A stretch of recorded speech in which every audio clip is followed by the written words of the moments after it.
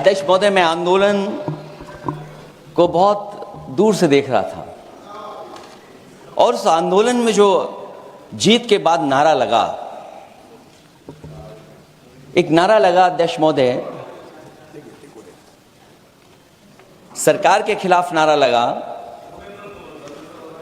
कि सरकार को ये अहंकार था कि सरकार झुकती नहीं है, लेकिन उन्हीं नई पीढ़ी के लोगों ने ये वो नारा दिया कि झुकाने वाला चाहिए, सरकार भी झुकती है और सरकारों को झुकाना भी नौजवानों को आता है। सरकार झुकी और स्वीकार किया उन्होंने। जो करोड़ों नौजवान जो मांग कर रहे थे कि सबसे पहले जो मंत्री जी हैं वो इस्तीफा दें, और बिंदु दूसरे अलग हैं जो हम लोगों को जानकारी में मिल रहा है। अध्यक्ष महोदय, सरकार हर विषय पर स्वीकार किया है, लेकिन पता नहीं अध्यक्ष महोदय ये बात समझ में नहीं आ रही है कि सदन में उन आश्वासनों को क्यों नहीं रख रही है सरकार, जो सहमति बनी है। और उसके बाद अध्यक्ष महोदय, हम लोगों ने देखा कि जब मंत्री जी लौटे हैं, मंत्री नहीं रहे, उसके बाद सदन के बाहर उनका स्वागत किया गया। अध्यक्ष महोदय, जो स्वागत हुआ उसके लिए हमें कोई शिकायत नहीं है, लेकिन माननीय सदस्यों को कितनी बड़ी राहत मिली होगी, कितने बड़े संकट से बचाया उन्होंने। एक प्रधान जी को हटा करके प्रधानमंत्री बचा लिया आपने। और ऐसा अध्यक्ष महोदय आंदोलन किसी ने नहीं देखा, जिस आंदोलन में नई पीढ़ी के लोग, कम उम्र के लोग निकल करके आ गए और जो नारे दिए गए। ये सरकार पिछले कई वर्षों से नकारात्मक प्रचार पर टिकी हुई थी, नकारात्मक राजनीति करती थी और न जाने कितने हजार करोड़ रुपए खर्च किए होंगे सरकार ने नकारात्मक राजनीति के लिए। लेकिन नई पीढ़ी को मैं बधाई देना चाहता हूं, उनके मनोबल को और उनकी एकता को, और जिस तरीके से उन्होंने प्रचार किया, अंततः सरकार को झुकना पड़ गया। भाजपा वचन नहीं देती, जुमला देती है। तो मुझे उम्मीद है कि सभी युवा नौजवानों का जो मांग किया उन्होंने, उन सभी मांगों को सरकार स्वीकार करेगी। और सरकार ये भी स्वीकार कर लिया होगा कि कोई दल मजाक में बना तो कितनी बड़ा दल बन गया। जो कोई चीज मजाक से शुरू हुई वो कितना सीरियस हो गई, और इतना सीरियस हुई कि हमारी सरकार लोकतांत्रिक हो गई कि जो उनको धरने पे बैठने दिया। सरकार लोकतांत्रिक थी कि उन्हें धरने पर बैठने दिया। हमने वो भी समय देखा है कि जहां पर धरने पर नहीं बैठने दिया, वर्षों वर्ष लोग बैठे रहे धरने पर, उनकी सुनी नहीं गई। इसी दिल्ली को घेरा था किसानों ने, और सरकार को लगा कि चुनाव आ गया तो सरकार ने तीनों काले कानून वापस ले लिए। जब सरकार घबरा जाती है, डर जाती है, तो सरकार स्वीकार कर लेती है। इसीलिए वो नारा मुझे अक्सर याद आता है कि झुकाने वाला चाहिए, सरकार भी झुकती है। जो विषय लाया गया है कि prevention of unlawful means act, सरकार को कम से कम ये बताना चाहिए था कि 2024 में जब ये लेकर के आए थे तो आज 2026 में कैसे पेपर लीक हो। और केवल गिनती के 1-2 पेपर लीक नहीं हुए हैं, ये ऐसा आंदोलन रहा जिसमें मां बाप और नई पीढ़ी के लोग सब जुड़ गए। अगर हम ये माने कि 20 लाख बच्चों ने परीक्षा लिखी थी और उनके घर परिवार के सदस्यों को हम इसमें जोड़ दें, दादा दादी, माँ बाप और परिवार का कोई सदस्य, तो 5 लोग प्रभावित थे। और 5 गुणा 20, 1 करोड़ लोग नाराज हुए सरकार से। और अक्सर हम पॉलिटिकल लोग हैं, हम लोग जानते हैं जब कभी आंदोलन करते हैं तो कितनी तैयारी करानी पड़ती है, गाड़ियों का इंतजाम, खाने का इंतजाम और इंतजाम। लेकिन ये पहला आंदोलन देखा कि जिसमें माँ बाप भी जुड़ गए और कहा कि जाओ बच्चों आंदोलन करो, हम आपके साथ हैं। ये पहला आंदोलन ऐसा देखने को मिला है। और केवल दिल्ली में नहीं हुआ ये, केवल दिल्ली में नहीं हुआ ये। अगर ये बात गलत है, अगर ये बात अध्यक्ष महोदय गलत लग रही है, तो देश के होम मिनिस्टर साहब को ले आइए, वो सब एक्सप्लेन कर देंगे।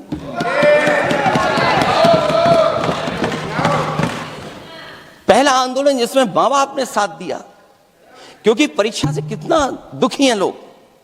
ये जो परीक्षाएं लीक हुई हैं, कई महीनों पहले ये किताब बना दी थी, और अध्यक्ष महोदय, जो लोग चढ़ावा चोरी नहीं बचा पाए, वो पेपर लीक कैसे बचा पाएंगे? जो भगवान के दरबार से दान गायब हो गया, दान चला गया, वो लोग पेपर लीक बचाएंगे? किस कानून को, जो कानून पहले बनाया उसी कानून का संशोधन करके लेकर आए? किसकी आंखों में आप धूल झोंक रहे हैं? और अगर कानून से बच रहा होता तो भाजपा की 10 साल की सरकार में 20 परीक्षाएं कैसे लीक हो गई? 20 परीक्षाएं लीक हुई अध्यक्ष महोदय, जिसमें कोर्ट तक जाना पड़ा, उसके बाद परीक्षा रद्द हुई है। दरोगा भर्ती का पेपर लीक हो गया, जूनियर इंजीनियरिंग के भर्ती का पेपर लीक हो गया, ग्राम विकास पंचायत अधिकारी का पर्चा लीक हो गया, नलकूप चालक भर्ती का, यूपी टीईटी का परीक्षा लीक हुआ, और एक बार नहीं हुआ 3 बार पेपर लीक हुआ यूपी टेट का। हाई स्कूल बोर्ड का परीक्षा लीक कर दिया, इंटरमीडिएट की बोर्ड की परीक्षा लीक हुई, इंटरमीडिएट का फिर परीक्षा का लीक हुआ, कई बार हुई, सिपाही भर्ती लीक हुई। आप सोचिए कितनी परीक्षाएं लीक हुई हैं। और नीट परीक्षा कोई पहली बार लीक नहीं हुई, दोबारा लीक हो गई, कानून बनने के बाद लीक हुई। सहायक प्रोफेसर भर्ती लीक है, लेखपाल भर्ती लीक हुई। यूपी जैसे स्टेट, जो सबसे बड़ा स्टेट है, जहां से प्रधानमंत्री चुनकर के आते हो, वहां तक पेपर लीक हो जा रहा है। और जो संस्था परीक्षा एग्जामिनेशन करा रही है, वो एनटीए में भी आउटसोर्स कर दिया आपने। हम विपक्ष के लोगों को तो डर ये लगता है अध्यक्ष महोदय, कहीं ऐसा ना हो कि ये पूरी सरकार को आउटसोर्स कर दें। आउटसोर्स सरकार है, जो सबसे विश्वसनीय संस्था है, उसमें आउटसोर्स पे आपने कर्मचारी को रखा हुआ है। किस बात की जवाबदेही है? यही अकाउंटेबिलिटी है आपकी? कहीं अकाउंटेबिलिटी ये तो नहीं है, आप अकाउंटेबिलिटी को ये न कहीं समझ बैठे हो कि अकाउंट को भर दे वो एबिलिटी वाला ही हमें चाहिए? कहीं वो अकाउंटेबिलिटी तो नहीं है। आप बताइए, एनटीए को आउटसोर्स किया हुआ है आपने। जिस संस्था की जिम्मेदारी है महत्वपूर्ण परीक्षा कराने की, उसमें सब आउटसोर्स। और ये सच कहा कि कांग्रेस पार्टी के माननीय सदस्य ने मांग की है कि वो हम लोगों को पता होना चाहिए आखिरकार कौन लोग थे जो आउटसोर्स होकर के बैठ करके परीक्षा में इस तरह की घोटाला कर रहे थे। आखिरकार जवाबदेही क्या है, किसकी थी? और फिर केवल नीट की परीक्षा की बात करें और परीक्षाओं की बात करें, अगर हम अध्यक्ष महोदय, जब से सरकार बनी है तब से सरकार की कोशिश रही है कि शिक्षा, परीक्षा और यूनिवर्सिटी का ताना बाना पूरा ध्वस्त हो जाए, उसको एक रंगी बना दें हम, उसमें अंडरग्राउंड अनरजिस्टर्ड लोग शामिल हो जाएं। ये पिछले जब से भारतीय जनता पार्टी की सरकार आई है तब से हो रहा है। और फिर शुरुआत कहां से होती है? क्योंकि आप नहीं चाहते कि देश के गरीब लोग पढ़ें लिखें, आगे बढ़ें। सरकार ने सबसे पहले हमला किया प्राइमरी स्कूल पर, और प्राइमरी स्कूल कितने बंद किए हैं आपने? जहां से बच्चे की शिक्षा की यात्रा शुरू होती है। एक गरीब परिवार का बेटा, बच्चे कहां से पढ़ करके निकलते हैं? सबसे पहले प्राथमिक शिक्षा सरकारी स्कूलों से पढ़ करके निकलते हैं। हमारे बहुत सारे माननीय सदस्य होंगे, वो उन्हीं प्राथमिक विद्यालयों से पढ़ करके आज इस सदन तक पहुंचे होंगे। आपने सबसे पहले स्कूलों पे हमला किया, और प्राइमरी से लेकर के नौकरी तक पे आपने हमला किया है। युवाओं के भविष्य पर आपने चोट पहुंचाने का काम किया है। और जो प्राइमरी स्कूल जो आपने बंद किए हैं, वो इसीलिए बंद किए हैं आपने कि पिछड़े, दलित और गरीब के वर्ग के परिवारों के बच्चे पढ़ लिख न जाएं। क्योंकि आज भी अगर हम देखते हैं प्राइमरी स्कूल में कौन पढ़ने जा रहा है? सबसे समाज के गरीब परिवार के बच्चे पढ़ करने जा रहे हैं। सबसे पहला हमला आपने वही किया, और इसलिए क्यों क्या, इसीलिए किया क्योंकि नींव पर ही अगर हमला होगा तो ये आगे नहीं बढ़ पाएंगे। जो आंकड़े सरकार के बताए गए हैं, 1 लाख से ज्यादा सरकारी प्राइमरी स्कूल बंद कर दिए सरकार ने। और अगर ये बात गलत है तो हमें उम्मीद है सरकार इस पर भी जवाब देगी। और अगर हम आंकड़े निकालें तो जो आंकड़े दिखाई दे रहे हैं, यूपी में सबसे ज्यादा प्राइमरी स्कूल बंद हुए हैं। और ये सरकार के आंकड़े हैं कि 7 लाख से ऊपर विद्यालय थे जो अब 6 लाख रह गए हैं। और यूपी में तो सबसे ज्यादा बंद हुए हैं। उत्तर प्रदेश में 26,386 सरकारी प्राइमरी स्कूल बंद कर दिए सरकार ने। और केवल प्राइमरी स्कूल बंद नहीं किए हैं, नौकरी पे भी हमला किया है। 69,000 शिक्षक भर्ती को लेकर के बड़े पैमाने पर घोटाला किया गया। और घोटाला इतना बड़ा है कि वो सभी कोर्टों में गए हैं और पिछले कई वर्षों से आंदोलन कर रहे हैं। कोई स्थान नहीं बचा अध्यक्ष महोदय जहां पर वो शिक्षक भर्ती के लोग न गए हों।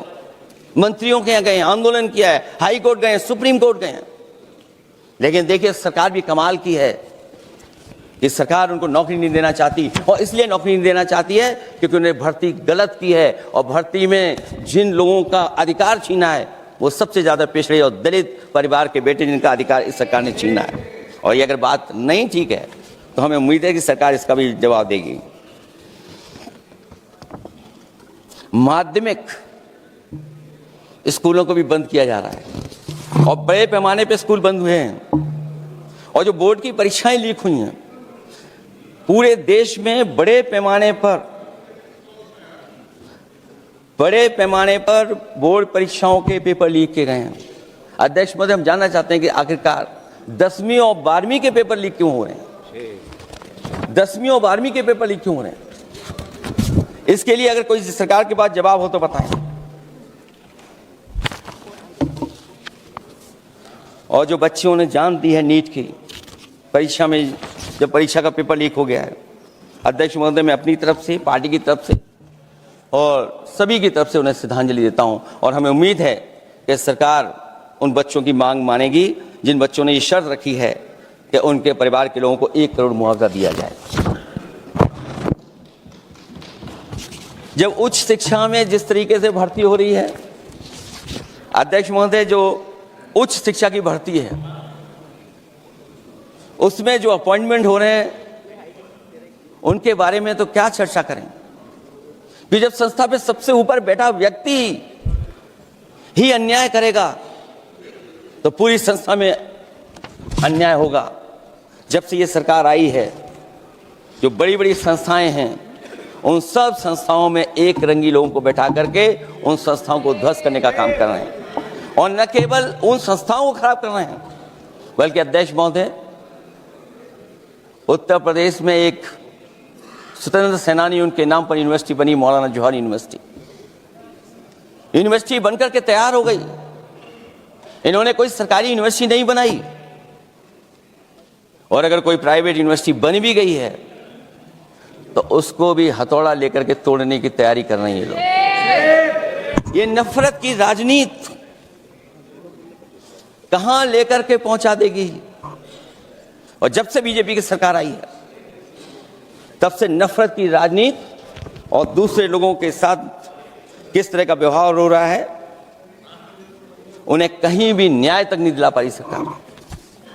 और जब नौकरी की बात आ जाए तो अध्यक्ष महोदय, अग्निवीर भर्ती में भी जो हर साल में कितनी भर्ती होती थी, कभी 80,000 भर्ती हुआ करती थी, अब भर्ती केवल 10,000 हो पा रही है। आखिरकार अध्यक्ष महोदय, सरकार नौजवानों की पढ़ाई और नौकरी पे हमला क्यों कर रही है? और नौकरी पे हमला क्यों हो रहा है? जब आप ये कहते हैं कि हमारे नौजवान हमारी डेमोग्राफिक डिविडेंड बन करके आए हैं, कहीं यही नौजवान हमारी आपदा न बन जाए, इसके बारे में भी सरकार को सोचना चाहिए। और मैं ये जरूर कहना चाहता हूं कि अध्यक्ष महोदय, अगर शिक्षा अच्छी होगी, परीक्षा सच्ची होगी, तो तरक्की भी पक्की होगी, और ये तरक्की नहीं चाहते हैं, इसीलिए शिक्षा पर और परीक्षा पर हमला कर रहे हैं। मैं इन्हीं शब्दों के साथ अध्यक्ष महोदय आपका धन्यवाद देता हूं। और जो बिल लेकर के आए हैं आप, बिल तो 24 में भी लेकर के आए थे आप, जो 24 में बिल लेकर के आए तो उसके बाद नीट परीक्षा का पेपर लीक क्यों हो गया, ये आप बता देना मंत्री जी। आपको एक कानून बनाने के बाद दूसरा कानून बनाना पड़ रहा है, ये क्या वजह है? और आपको मंत्री जी का स्वागत इसलिए करना पड़ रहा है कि आपको संकट से बचा लिया। और अगर अखिलेश जी तो समाजवादी है। मैं पूछना चाहता हूं कि छात्रों का आंदोलन के बाद सरकार उनका बात सुन के पार्लियामेंट में बिल लेके आता है, ये अच्छा है, या जो आंदोलन होता है तो उसको कुचलने के लिए देश में इमरजेंसी लगा देता है, वो अच्छा? आप बता दीजिए। अध्यक्ष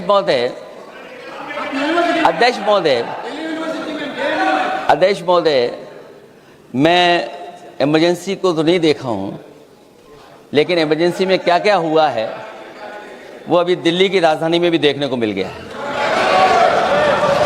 आंसू के गैस के गोले और लकड़ी में लगा हुआ कुछ कील का और कांटे की चीजें, उस समय करंट नहीं लगाया जाता था, इस बार करंट लगाया गया। तो ये इमरजेंसी के बराबर ही हुआ है हमला, कम नहीं है। इमरजेंसी से कम अन्याय नहीं कर रहे हैं आप लोग। और याद करिए अध्यक्ष महोदय, अगर इमरजेंसी इन्हें याद आ गई है, अगर इमरजेंसी अध्यक्ष महोदय ने याद आ गई है, तो इमरजेंसी के बाद भी परिवर्तन हुआ था, और हमें भरोसा है कि इसके बाद भी परिवर्तन होगा। और अध्यक्ष महोदय, मैं आखिरी में कहना चाहता हूं